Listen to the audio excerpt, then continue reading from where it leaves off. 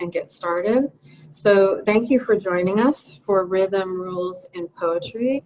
And in case you weren't sure, this is definitely geared towards a secondary audience, middle and high school, or perhaps you have an interest in poetry, or perhaps you think you can translate that and adapt it to your age group, to your students. So I just wanted to put that out there. And my assistant Jessica is also online with us today, and she sent an email, a couple things to have handy, a couple of poems we're going to work with. So hopefully you all got that. And if not, you can put something in the chat and we can address that. So I would like to introduce my friend of quite a few years. I want to say at least 15 years we've known each other. I got really seriously interested in poetry way back when, and Cati was already a powerful force in the genre, and I took a workshop with her many moons ago. So it's pretty delightful that she has offered her time and expertise to us, a new and a fresh take on poetry, really as an on-ramp to other things in language arts for students. So we're in a very curious time in education. I think it's really the time to try out new things and extend ourselves in maybe ways we never thought of before.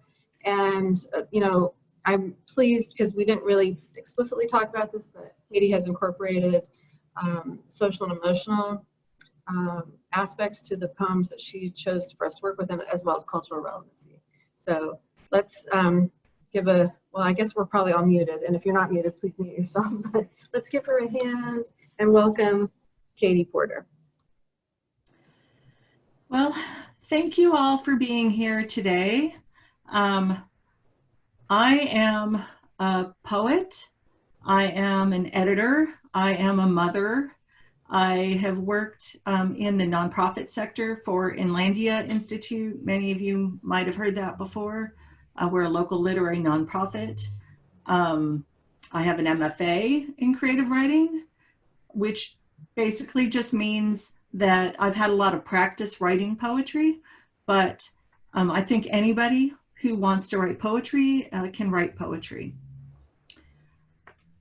So I would like to pose these questions. You know, what is a poem? What does a poem look like? You know, what do you think a poem should sound like? And what are the rules of poetry that you can think of? If anybody wants to put any answers in the chat box or in the chat box, that would be great.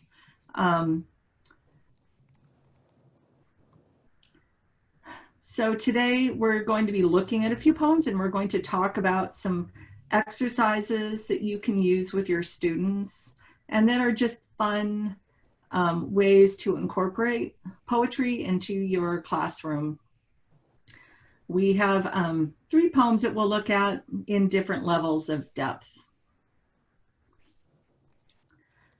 So you might think of something like this when you think poem. I think we've all heard this poem before, We Real Cool by Gwendolyn Brooks. Would anybody in the audience like to read this? Looking for a volunteer.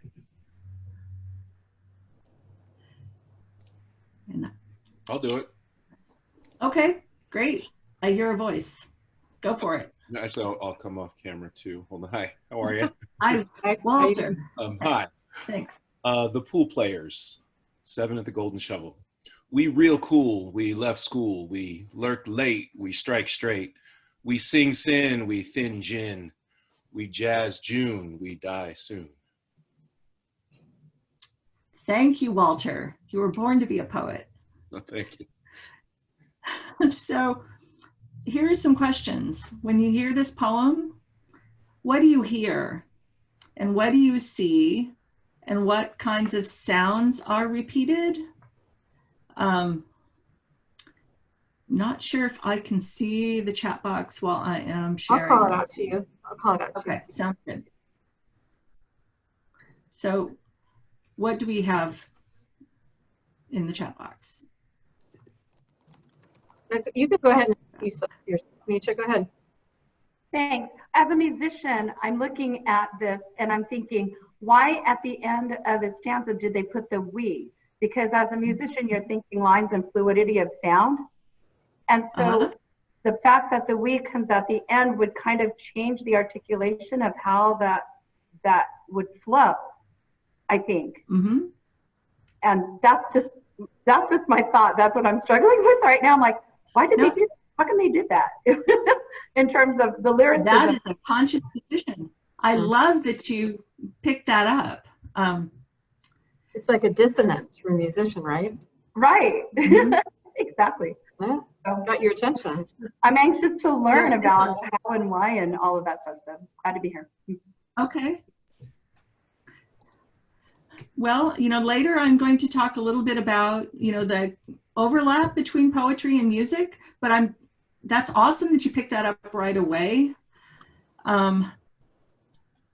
There's something called here, we can keep going, but one reason why the we is on the end is because it helps to carry over the thought from one line to the next, and it keeps the rhythm going, because you wonder what comes after that we. I mean, you've got this curiosity. Why is there a we on the end? It piques your curiosity, so you keep going. So here, actually, so just quickly, we've got rhymes: cool and school, late and straight, sin and gin, and June and soon. So there are a lot of internal chiming sounds, which again has something to do with music. But so this, I think, is often taught in school. But what I am most excited about showing you is I want you to listen to this poem by Douglas Kearney. So I'm going to go out of the slideshow for a second, and we're going to come on over here. And so just listen to this one. Oh, and let me make sure that I've clicked. I did not click the right box. Okay. Did you click the sound box too? That loud ass colored silence. Protest. Can everyone hear that? Jessica, can you hear it? The whole, what we are over, we are over, round the world around, the walk in the we is what the wanted, unwanted don't want. We are overcome. We are come. Not free someday, someday. Oh, deep in the hole, we are deep in the hole. I ain't what? We are all afraid. Walloped up into dream, upended and marched into hound's tooth of knit elbows or garden of a million clenched buds. The doubled vox redoubles into synced redoubt and sinks into that old silencing right. Shh, we are not free. We walk hand, we are halt, we are it, we are in. Ain't I an am? We are overcome. We are overcome. We shall deep, oh deep. Shh, I can't ain't. Shh. Hashtag Black Lives Stammer. We are. Hashtag Black Lives Stutter. We bow wow, says the dog. Bow wow, says the dog. Bow wow, says the dog. Fireman points the water. What we want is to not be your what's unwanted, your what's or your un. We want what's what to be unyours. We want you to want what you want to want. Night and day policemen work. That old silence and right. Why won't you?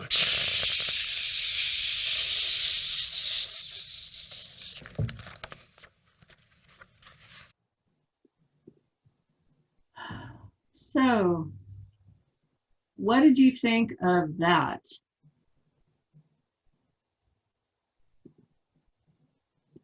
Can you all hear me? Yeah. Yeah. Gotta give some wait time to absorb that piece. It's quite Really? extraordinary. So, poetry. What is poetry? So, I want you, having heard that poem, try to imagine what you think that poem might look on the page. I have some ideas. Maybe you want to speak it and tell me what you think. Any ideas? Let's see. I think it's a poem that makes you feel things. It makes I came in a little late, so I didn't hear the first part, but it's a poem that enabled you to feel what the author was feeling with his with the sounds, the words that made sounds. So it's a poem that makes you feel. Any other comments or observations? If I could. Before I move on. Oh, go ahead. Go ahead. No, please, Misha, go ahead. I was thinking of the Broad Museum, and they had a special show, and it had to do with post-World War II things. And as you're listening, this sounded like those old radio broadcasts, almost like a scratching record where these comments were coming in and out and in and out, and the consonants, the bilabial plosives, just the sounds, the percussive sounds of the words, the pitch just going up and down. Sometimes it wasn't even about the words, the sound, how it rose and it fell. And the fact that we shall overcome, that is such a pivotal song to a lot of different things, but that those words kept coming in and out and kept coming in and out. And that was like one track running, and then you had another track running of the dialogue that came through clearly, the spoken dialogue, and then that interrupted it again. So this multi-woven tapestry of sound and word. I don't know. I love that description, woven tapestry of sound and words. So here is what the poem looks like on the page. He has an entire collection of poetry that are these collages. And when you look at them, maybe your first impulse isn't to look at that and say, oh, that's a poem.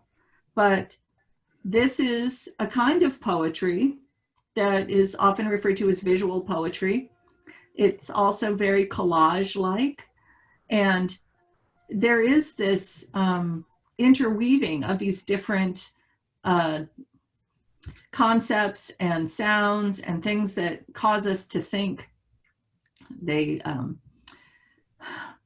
You hear these repeated sounds, and part of what is impressive about that is the way it's performed, which is going to be different every time, I would imagine.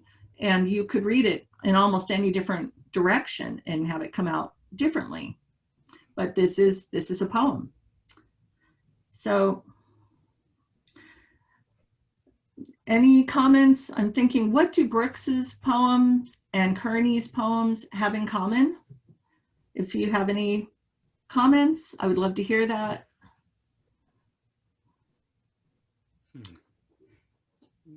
Yeah. Well, I think. Yeah. Go ahead. Hi.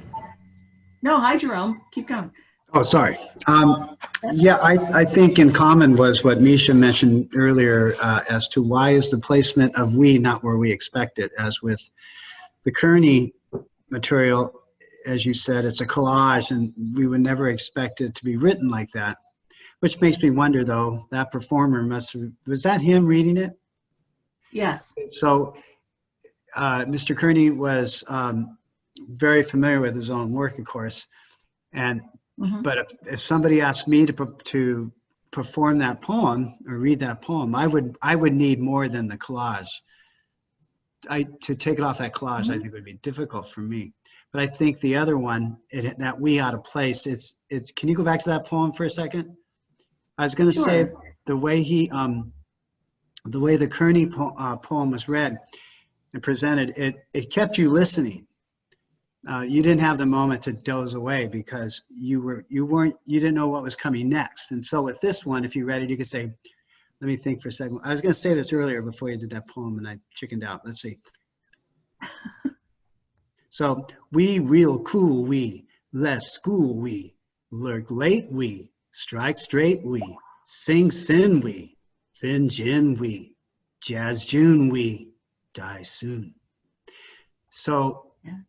just taking that we and making that suspension hopefully clues people into listening. Like, what are you about to say? And then in turn emphasized the rhyming.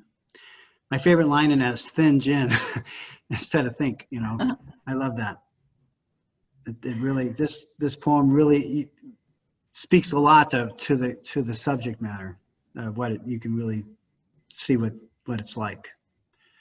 Absolutely. And I think what both you, Jerome, and Misha had picked up on in this, without actually naming it, you've identified two things that are pretty common in poetry, which is at the end of a line break, there's usually a pause or a caesura.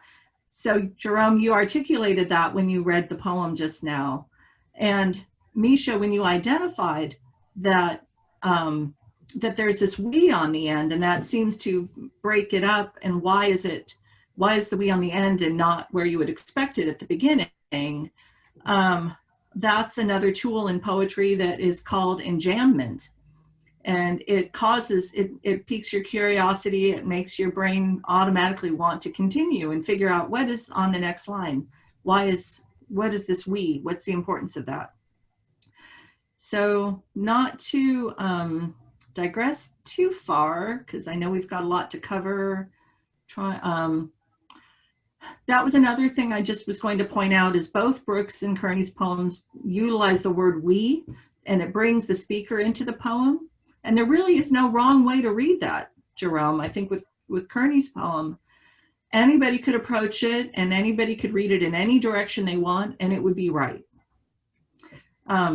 And that's something else about poetry is there's no right and no wrong. So, you know, both of those poems use rhythm and a heavy repetition to convey a message. They're both musical, and they both have that heightened sense of imagery and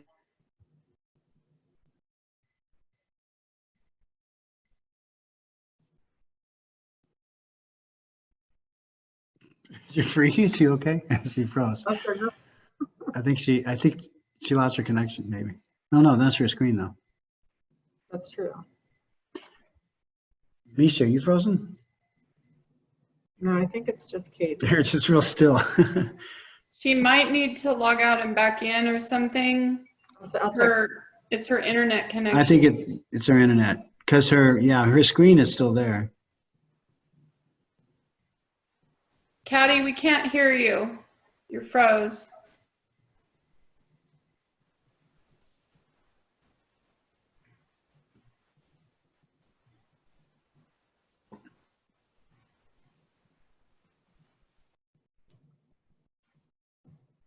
Misha, is that your extended learning room? That's nice. Okay, I just texted her, so she's aware that we're not there anymore. So if we just give her just a minute to come back in.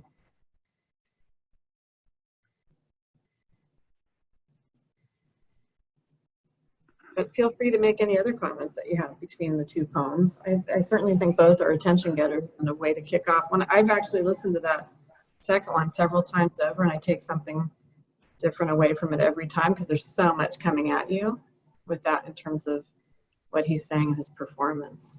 RJ, I'm looking at your comment about the caesura, and in music we often use a caesura not only to direct them when to breathe or when to sing or when to play, but for that articulation as well.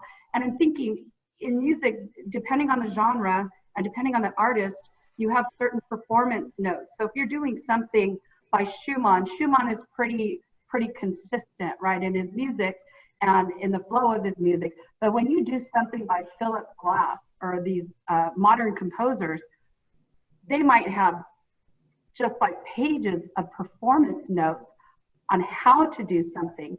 And so as I was looking at the collage in terms of what's read first or what's said first or the order of what's read, in poetry, if you're reading it out loud, are there performance notes by the author or the composer of the poetry to tell the person, if they choose to read it out loud to their class or perform the piece, how to do it? Right, and that I don't know. But I also think it speaks to the artistic processes of relating and connecting. So how do you relate to the artwork and try and understand the artist's intent, and then how do you connect it to your own life's experiences. So I think that's pretty meaty work to do if you're approaching it from that, you know, with the artwork as a text for study. So whether or not you have directions from the artist, I think certainly in the not usually directions. Most artists don't give you directions on how to read the poem because 30 people that read the same poem might read it differently or interpret it differently in the art. Like there might be 100 ways to express, you know, it's like there's 100 ways to say I love you. So there's a lot of different ways, like in an oral interpretation class, to express a poem. That's why different people might get different images or different ideas from the same poem. Right. Anyone else have a comment while we're waiting? Oh, here we go. She's coming back.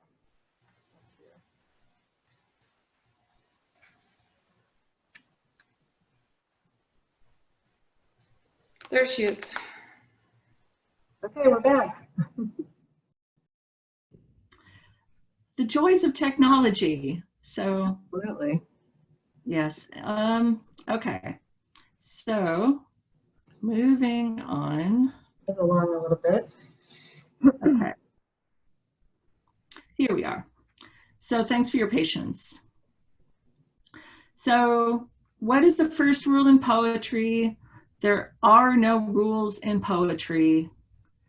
If there are no rules, well, there are only tools. I would like to encourage you to think that way. Whatever you've been taught about poetry, I want you to try and disconnect from that and just try and connect with poetry on a gut level, a music level, on a personal level. How does it make you feel? So poetry does not have to be complicated. We sometimes forget that poetry originated as an oral tradition. It was something that evolved as a method of preserving information. And it was just a lucky happenstance that we discovered that rhyme and repetition aid in memory. So some things that make a poem a poem. These are three things that I think all poems have in common: sound, sense, and shape. So sound is, you know, what you hear inside the poem, the alliteration, assonance, consonants, rhyme, enjambment, which is that movement from one line to the next, words that sound like what they are, like whoosh, onomatopoeia. So lots of sensory details and figurative language. Those you will find most often in a poem. And the shape of a poem. Often they have line breaks, they're broken into stanzas, but there are other kinds like the visual poetry that we looked at and prose poetry. So try to keep an open mind to what a poem is. As I put in my description, this is intended to focus on sound, or, you know, what makes the rhythm of the poem. And I think rhythm is something common to much of what we do in our lives. Just the getting up every day and going to sleep at a certain time, or fidgeting, or tapping a pencil on a desk, or there are all kinds of things in our worlds that have a rhythm to them. And poets just try to put that in the poem and try to capture that rhythm. You know, rhythm is kind of a big word that means a lot of different things in different subject areas, but it has its own meaning in music, it has a meaning in speech, and things like the circadian rhythm. But when we think about poems, I think we're often taught that, you know, this is an alliterative verse poem, or this is a sonnet, or this is an acrostic poem, but the earliest poems and earliest poets probably did not sit down and say, hey, I'm going to write an alliterative verse poem today. It's just something that has evolved over time, and it continues to evolve through the act of invention and discovery. I think it's important for us to remember that the language came first and the labels came later. So that should, I think, remove some barriers to understanding what poetry is and allow us to play and explore. So rhythm is everywhere. If anybody wants to put something in the chat that you see as a rhythm in your life, I would love to see that. And yes, hi Barbara. You're on mute.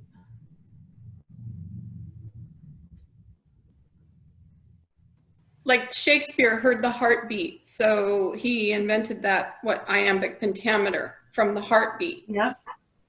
From movement. And I do think that poetry is meant to be out loud, or read out loud. I think that it kind of ruins it if it's read alone in silence. I think it should be shared with a voice. Just me. That's a really good observation. Yeah.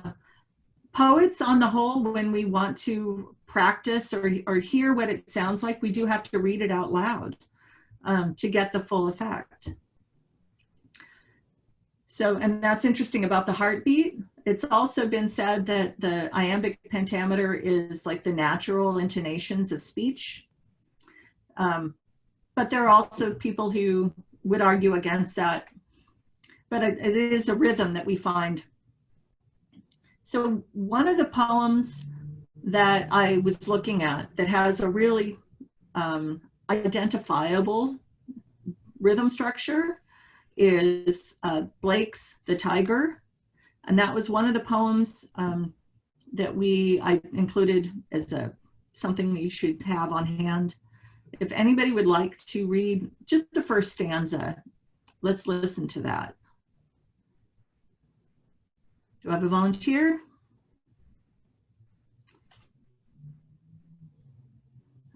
Anybody? Okay. I can only see some people, so. Oh. Okay. Do you have a volunteer? If no one does it, I will. Okay, go for it. Tiger, tiger, burning bright in the forests of the night, what immortal hand or eye could frame thy fearful symmetry? So if you listen to that, you could read that with your students and encourage them to tap their knee or tap the desk in time. And one activity you could do is to rewrite the lines so you can see where those stresses are, where the rhythms fall. And the way I would do that is like this, where you have the really heavily stressed syllables in capitals. And that just gives you a way to visualize what you're hearing. Tiger, tiger, burning bright. You could even go further and talk about things like the number of beats in the line. One observation also is the number of syllables per line is not steady. And there's that thing again, it's happening between lines in three and 4. That you would call enjambment, because looking at that, you can see that in the last line, the first heavily stressed syllable is the second one instead of the first syllable. So it's a simple activity that you could just work with students on to get them feeling that beat in the poem. And I did provide the PDF of this to Louisa so she can share that with you. And there are some further exercises if you wanted to keep up this activity if you have more time. And this is something they could do on their own. make word lists. This could be a fun activity that are approximately matching the number of syllables and stresses in the line. So what's another word that sounds like tiger? Rider, flyer. You could probably get more creative than I can just thinking off the top of my head, but come up with these word lists, cut the words out, and just play with them on a piece of paper, rearrange them. If you've ever played with refrigerator magnets, it's a similar kind of activity where you have the words and you can keep rearranging until you find a form that you like. And I would emphasize, it doesn't have to make sense. It can be totally silly. It can be words that don't go together, but then when you read it, our minds have this funny habit of trying to make sense out of things, and you might be surprised at what you hear, even when the words don't seem to go together. I have another way to read that poem if you want to hear it. I don't know. Okay, sure. Go for it. Yeah, do you mind putting it right in front of me, or I could go to my email, but then I got to turn away from you guys. Oh, that's okay. Yeah, that's great. And so, yeah, I was trying to think, instead of putting that accent right on that first syllable, which is right there and so obvious, but so I just did a little thing off the beat. Tiger, tiger, burning bright in the forest of the night. What immortal hand or eye could frame thy fearful symmetry? So a little different. It's a little bit different. I don't know, because the whole obvious, what you expected to be tiger, tiger, burning bright in the forest of the night. And so I don't know, I guess I was trying to find something that wasn't, but that, that's just kind of weird. Anyway, sometimes it's really hard when something's got a really heavy beat. It's hard to go against that. But right, yeah. I wouldn't do that with kids. I would do that with high schoolers, though. I would do it off the beat. Yeah. There is this weird thing that happens, though, in his poem. Who in the world says symmetry? Is that what it is? That's how it would have to be in order to be a perfect rhyme. And that's sure. I've never heard anyone in my life pronounce it that way. So, I encourage you, don't force the rhyme. So there's just further activities. You could ask somebody to read the stanza, so along, like what you're saying, Jerome, to play with it, read it backwards. Read it, right to left, bottom to top. What does that do to the rhythm?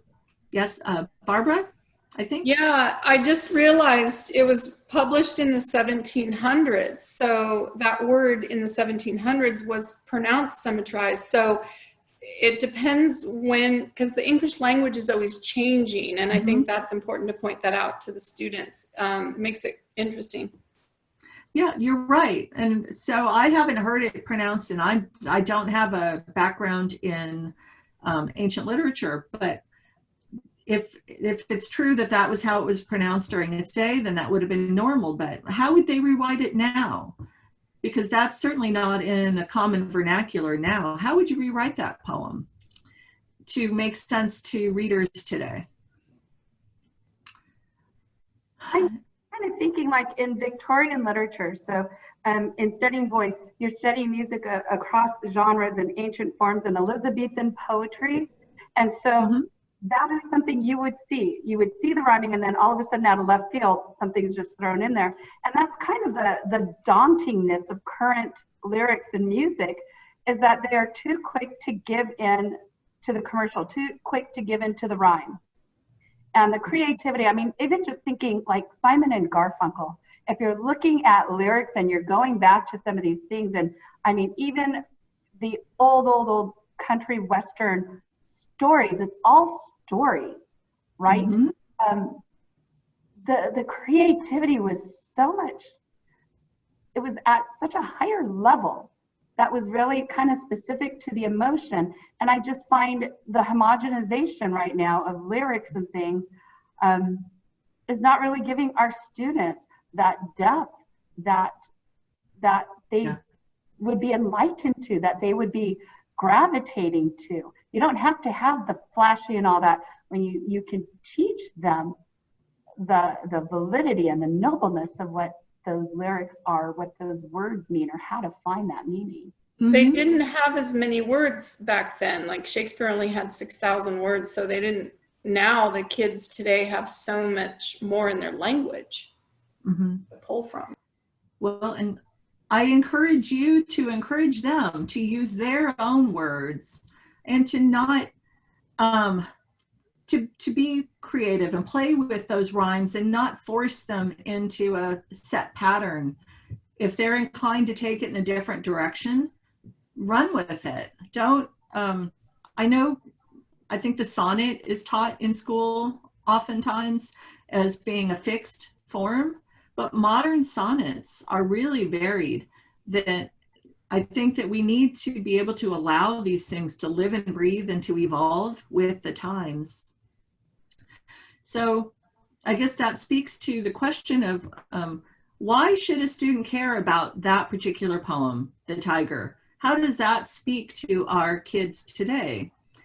So I would encourage you to look into contemporary poetry that might have a little more connection for them.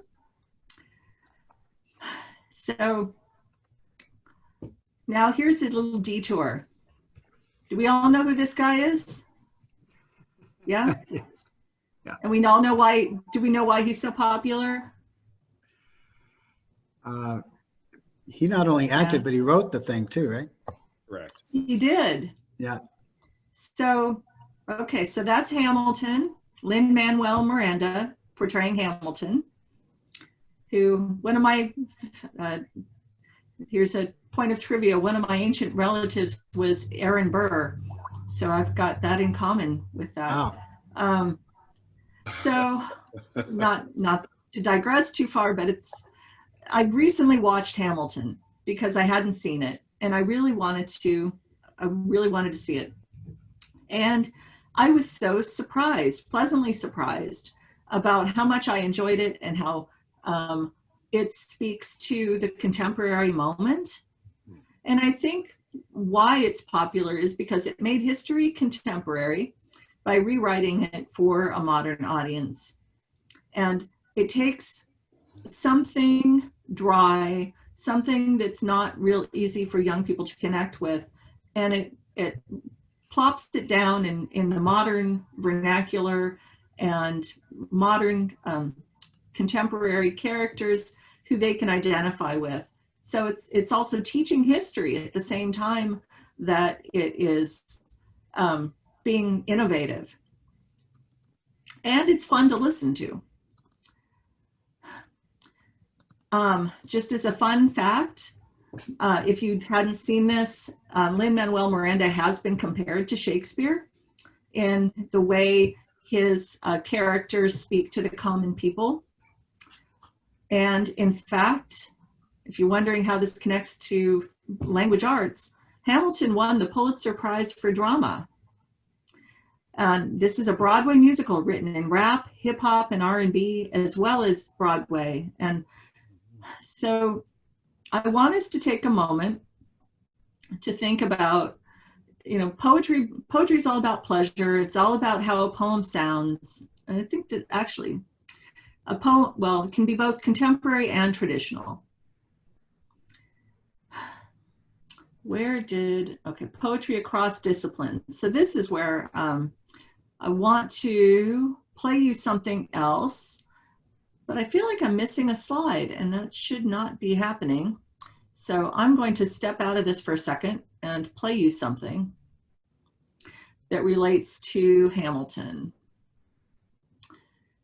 So stop share, and we're just going to listen to a couple minutes of a song. It's a kind of a long song, so I'm only going to play a little bit, but this is the song My Shot from Hamilton. And I just want you to listen to it and think about the way it's being presented.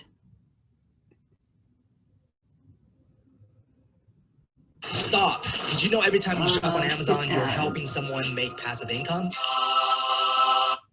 I am not throwing away my shot. I am not throwing away my shot. I'm just like my country. I'm young, scrappy, and hungry, and I'm not throwing away my shot. I'm gonna get a scholarship to King's College. I probably should brag, but I amaze and astonish. The problem is a lot of brains, but no polish. I gotta holler just to be heard with every word. I drop knowledge. I'm a diamond in the rough, a shiny piece of coal, trying to reach my goal. Power of speech, unimpeachable. Only 19, but my mind is older. These New York City streets get cold. I shoulder every burden, every disadvantage. I've learned to manage. I don't have a gun to brandish. I walk these streets famished. The plan is to defend this, walk into a flame. Let's get the talk, so let me spell out the name. I am the A-M-E-X-A-N-D-E-R. We are meant to be a colony that runs independently. Meanwhile, Britain keep on us endlessly. Essentially, he taxes us relentlessly. Then King George turns around, runs a spending spree. He ain't never gonna set his descendants free. So there will be a revolution in this century. Okay. So, you know, the song continues on. But what do you see when you're able to see the words on the screen? It has a lot in common with poetry.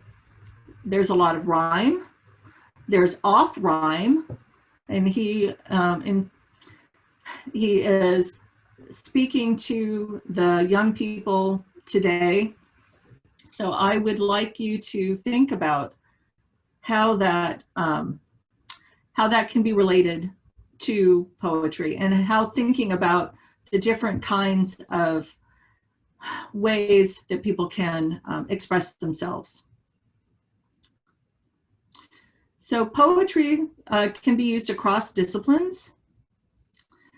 I would like to, let's see, slide, there we go. I would encourage you to talk about using the scientific method with your students. You can, that's another method of getting kids who might not be into poetry to think about looking closely at the world around them. And you can send them off on an adventure to look at the world and write about it. Math is behind the music. I think that's something we already talked about earlier. I know, Misha, you identified some similarities.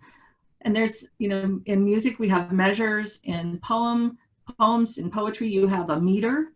And that's where we get those iambic feet that we talked about, and different kinds of feet.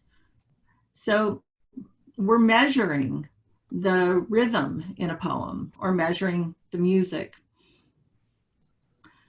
And then you also have mnemonics, which are across music, and also you can think of it as an acrostic in language.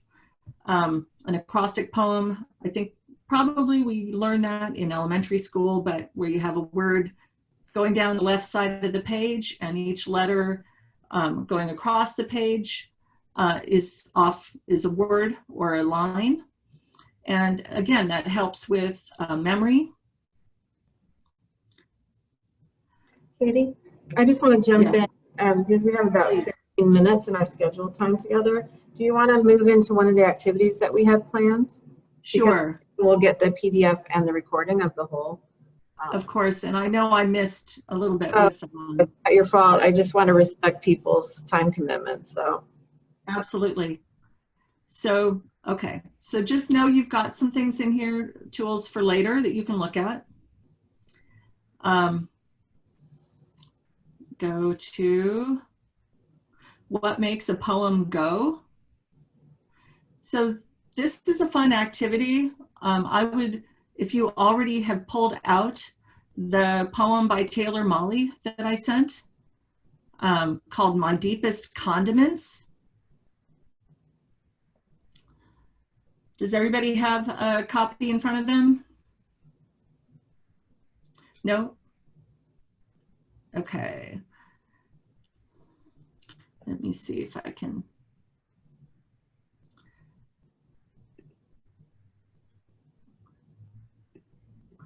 So if you have your copy in front of you, I would love to have a volunteer read this, but if you don't, then I can share it on the screen. I'm just trying to pull it up here. So this is a spoken word slam poet, Taylor Molly, and this is a poem called My Deepest Condiments. Do I have any volunteer to read it?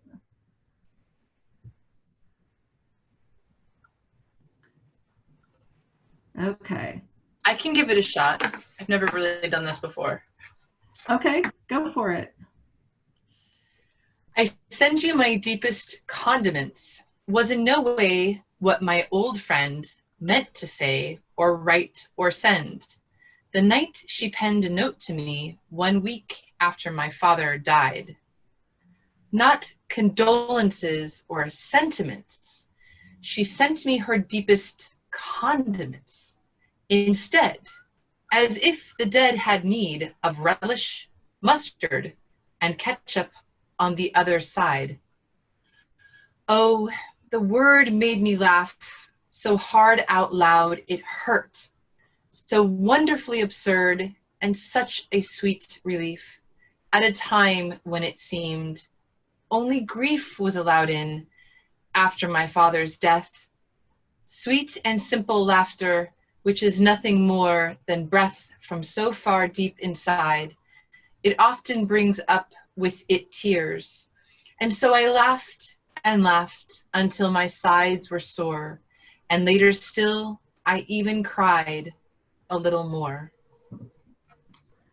That was good. So what I would like us to do with this, if you have your poem in front of you, is to, if you were doing this in the classroom, you could listen to Taylor Molly read this poem. And I would ask your students to write down on a sheet of paper what they think the poem is about, turn the poem over, and then you do part of this, you would talk about have one person read and have the other person listen and talk about what you hear and try to feel the words in your mouth. And then after you're done, the listener would circle words that you think contribute to the rhythm of the poem and underline words that sound alike. So identify like where the rhyme is and where, what words you think are contributing to what you hear when you hear it read, and you could discuss it. So the next part is the fun part. So go through and I'd like you to cross out all of the adjectives and adverbs in the poem. Any of the describing words, and just, you will have just some nouns and pronouns and prepositions and verbs. And let's see what that looks like. You can also take it to the next step and then cross out the prepositions and the pronouns. And then just look at what words you have left. And you should have some really active, exciting verbs and nouns. It probably doesn't look like the same poem anymore.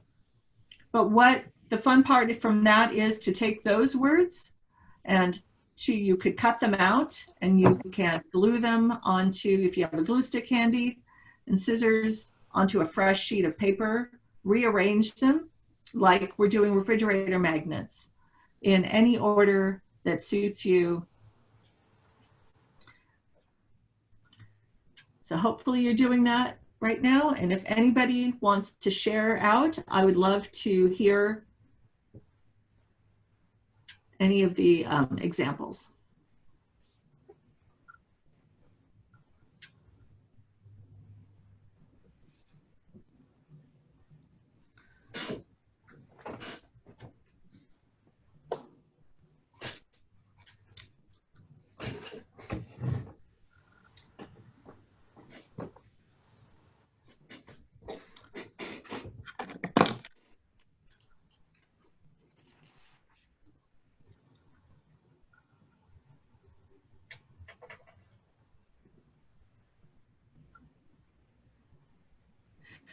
The comment. It seems so dry without all of the things we edited out.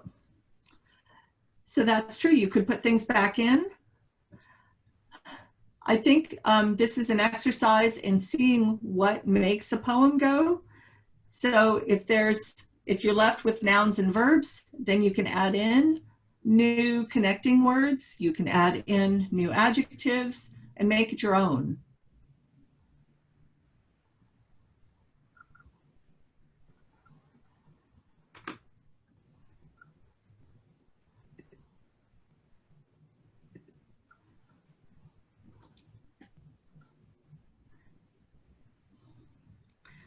I think the word condiments is a fun word.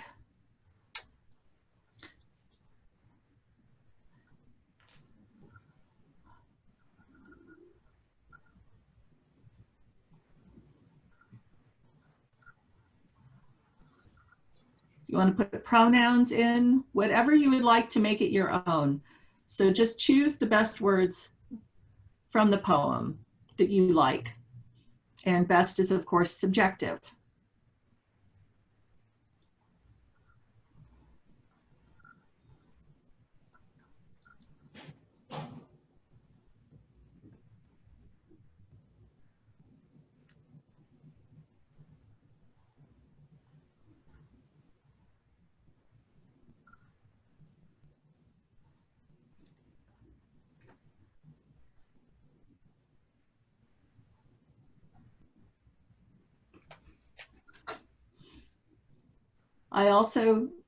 I could see using the word relish here. It's used as a noun, but you could use it as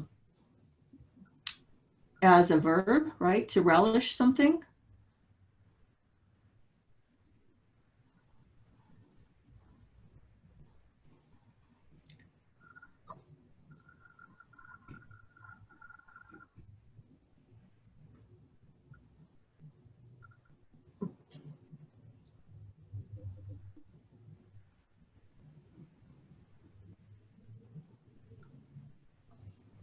Okay, we have about 5 or 6 minutes.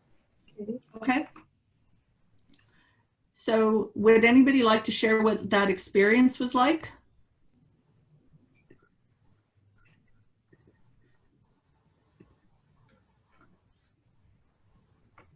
I would, encourage you just to play with it. So maybe this was a different kind of activity than you're used to.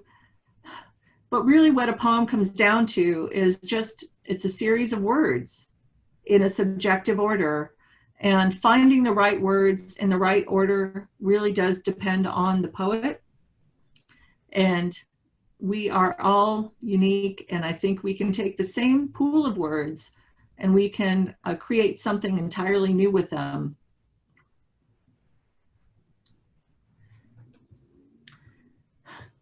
So, there are a few more activities in here, but you could encourage your students to take a walk.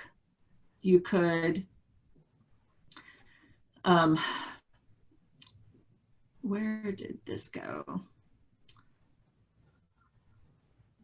Well, I think I already fast forwarded through a few of the activities, but know that there are some in there if you'd like to give it a shot with your students. And, just some final thoughts. That you can use poetry in the classroom. Don't be scared of it. It can be fun. It should be fun. Poetry was intended to convey those emotions and to try and capture the details of everyday life. I've also included some fun resources for anybody who would like to play. There's something online called the Blackout Poetry Generator, which is a fun activity where you can paste in any text you want, and then you select words that you want to keep, and then you click blackout, and then that will, so this same activity could have been done using the Blackout Generator. Magnetic poetry, again, it's like refrigerator magnets except online. So if you're wanting to give your students some activities that help them to think differently about words and language, you could direct them to these sites. There's also a really fun site called Language is a Virus. And that has many different kinds of activities, and including some that rely on algorithms. So kids who like numbers might find that a fun way to do it. For instance, you paste in a poem and it will pick the seventh word in the dictionary past whatever your word is. And it will just replace every single word in your poem. And maybe it'll make sense and maybe it won't, but it's a method that the French devised as part of the Surrealist movement.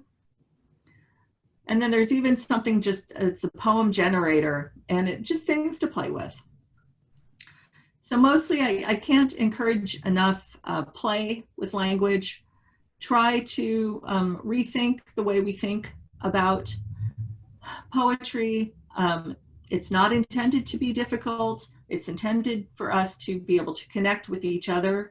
So please do reach out to me. And if you have questions, I would encourage, I welcome any questions. I know we've only got 2 minutes, but well, we can stay on, so we can stay on and handle questions. I just wanted to get through as much of the webinar presentation as we could before. Of course. Well, these are some, if you get the PDF, follow these links and read some of these essays. I do recommend especially the one by Hilary Gravendike on nature and poetry and science and poetry.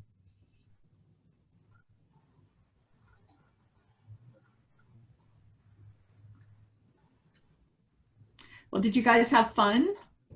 Was this fun or was it hard? You don't have to raise your hand. We're actually not in a classroom. Oh, you teachers are too good. Nobody wants to say anything. Well, it probably wasn't enough time. It was kind of like there's so many other places we could have gone. So it was just a little sprinkle. Okay. Understood. I know an hour isn't enough time, and I could probably talk to you guys for 12 hours and be very happy, because this is my happy place, talking about poetry. It's definitely an overview, and that's why we sent the slides along, because you can really dig into this at your leisure when it's convenient for you, because Katie so thoughtfully put together so many resources. I love class poetry slam session. Yeah, please do that. And if there's anything I can do for you, I'm putting my email in the chat. So do feel free to reach out to me. And, I enjoyed this. And we're learning about how to make technology a lot these past 6 months. That's for sure. Yeah.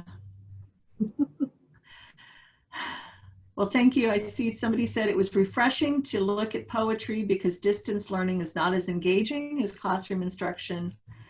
Yeah, I really feel for all of you and for all of us. This is a new era we're in. So thank you for taking that on and for being the leaders and helping our kids get the education that they need. As a parent, I have a student who just graduated from high school in RUSD in May. So